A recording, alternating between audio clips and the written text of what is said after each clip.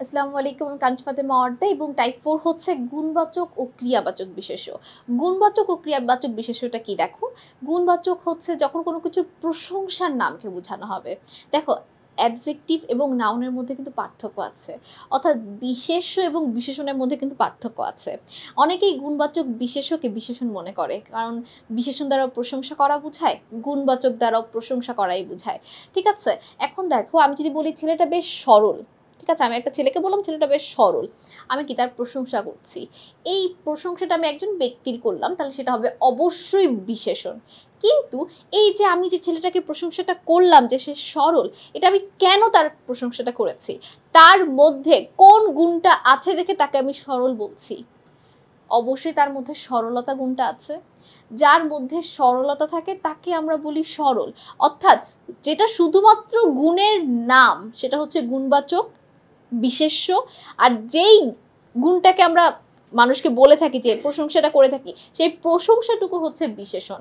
অর্থাৎ সরলতা হচ্ছে গুণবাচক বিশেষ্য, আর সরল হচ্ছে কি বিশেষণ। আবার একইভাবে আমি যদি বলি করলাটা তিতা, এই তিতা হওয়া কি করলার একটা দোষ বা গুণ? যেটা বলে একটা গুণ যদিও করলার, কিন্তু তোমাদের কাছে দোষ মনে হতে পারে, তিতা তো কেউ পছন্দ করে না।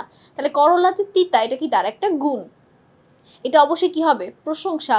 তাহলে এটা হবে বিশেষণ। আর কখন আমি করলাটাকে তিতা বলবো? যখন তার মধ্যে থাকবে তিক্ততা। তাহলে তিক্ততা হচ্ছে গুণবাচক বিশেষ্য। অর্থাৎ যেই গুণের নামের কারণে আমরা বিশেষণকে পাই সেটা হচ্ছে গুণবাচক বিশেষ্য। ভুলেও গুণবাচক বিশেষ্য এবং বিশেষণকে এক ভাববে না। প্রশংসা করা এবং গুণের নাম বলা দুটা কিন্তু এক না। ঠিক আছে? আর ক্রিয়াবাচক বিশেষ্যটা দেখো, এটার সাথে আবার ক্রিয়াপদের একটা সম্পর্ক আছে। আমরা জানি যে পদ দ্বারা কোনো কাজ করাকে বোঝায় তাকে বলা হয় ক্রিয়া, তাই না? তাহলে দেখো, ক্রিয়াবাচক বিশেষ্যটা কি? ধরো আমি বললাম পড়া। এই যে পড়া, এই কাজটা কি কেউ করছে? দেখি তো আমরা পার্সন বসিয়ে। ফার্স্ট পার্সন যদি বসাই আমি পড়া, এটা কিন্তু হয় না। সেকেন্ড পার্সন যদি বসাই তুমি পড়া, সেটাও কিন্তু হয় না। সে পড়া, এটাও হয় না। অর্থাৎ আমিও কাজটা করছি না, তুমিও কাজটা করছো না, অন্য কেউ কাজটা করছে না। অর্থাৎ আমি তুমি সে কেউই আমরা কাজটা করছি না।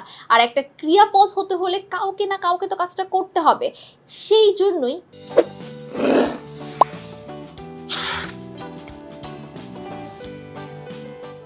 পড়া একটা ক্রিয়াপদ না, ক্রিয়া বিশেষ্য। অর্থাৎ যেটা দ্বারা কোনো কাজ করাকে বোঝাবে না। কাজ করা বোঝাতে হলে তো কাউকে না কাউকে কাজটা করতে হয়। অর্থাৎ আমি তুমি সে কাউকে না কাউকে কাজটা করতে হবে। পড়া দ্বারা যেহেতু কেউই কাজটা করছে না, তাই এটা শুধুমাত্র একটা কাজের নাম। আর যখনই কোনো কিছুর কাজের নামকে বোঝাবে সেটা হয়ে যাবে ক্রিয়াবাচক বিশেষ্য। আবার ক্রিয়াবাচক বিশেষ্যের সাথে কিন্তু ক্রিয়াপদকে এক করা যাবে না। একটা হচ্ছে কাজ করা, আর একটা হচ্ছে কাজের নাম। চলো তাহলে আমরা এখন কিছু এমসিকিউ দেখি। এমসিকিউ দেখলে আরো বেশি আমাদের ক্লিয়ার হয়ে যাব টপিকটা, যে কোনটা গুণ, কোনটা বিশেষণ, কোনটা ক্রিয়াবাচক বিশেষ্য, কোনটা ক্রিয়াপদ। ঠিক আছে? তো প্রথম প্রশ্নে কি দেওয়া আছে চলো দেখি। বলেছে যে বিশেষ্য দিয়ে কোনো কাজের নাম বোঝায় তাকে কি বলে? বস্তুবাচক, সমষ্টি বিশেষ্য, গুণ বিশেষ্য, ক্রিয়া বিশেষ্য। অবশ্যই উত্তর কি? ক্রিয়া বিশেষ্য। কোনটি ভাববাচক বিশেষ্য? ক্রিয়া বিশেষ্যর আরেক নাম হচ্ছে ভাববাচক বিশেষ্য।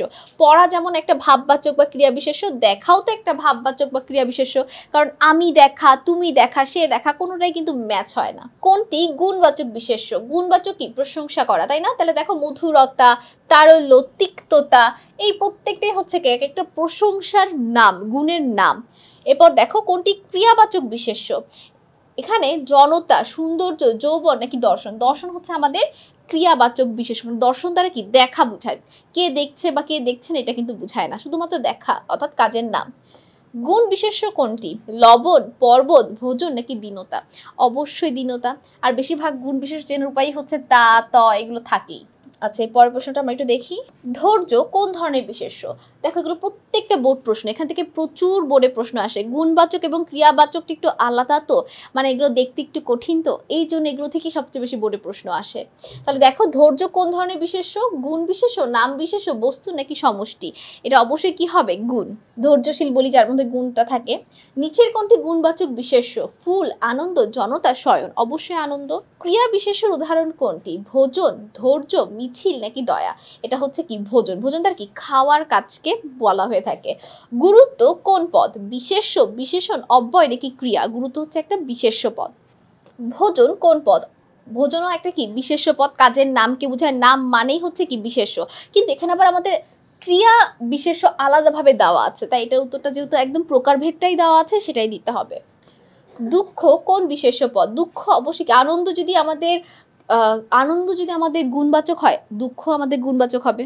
শয়ন কোন প্রকার বিশেষ্য পদ? শয়ন দ্বারা কি শোয়ার কাজকে বোঝানো হয়ে থাকে, নামকে বোঝানো হয়ে থাকে, তাহলে এটা অবশ্যই কি হবে ক্রিয়াবাচক। ক্রিয়া বিশেষ্য কোনটি? দয়া, শয়ন, সঞ্চিতা নাকি ধৈর্য? এটা উত্তরটা কি হবে? অবশ্যই শয়ন, কারণ আমরা জানি ক্রিয়া বিশেষ্য মানে কি কাজের নাম, কাজ করা না। আমি, তুমি, সে যদি আমরা একটু বসাই তাহলে দেখবো যে আমিও কাজটা করছি না, তুমিও কাজটা করছো না, সেও কাজটা করছে না। এই জন্য দেখো আমি শয়ন হয় না, তুমি শয়ন হয় না, সে শয়ন হয় না, অর্থাৎ কেউই কাজটা করছে না। তো এভাবেই আমরা বুঝতে পারবো যে আমি, তুমি, সে বসিয়ে কোনটা ক্রিয়া বিশেষ্য এবং কোনটা ক্রিয়াপদ।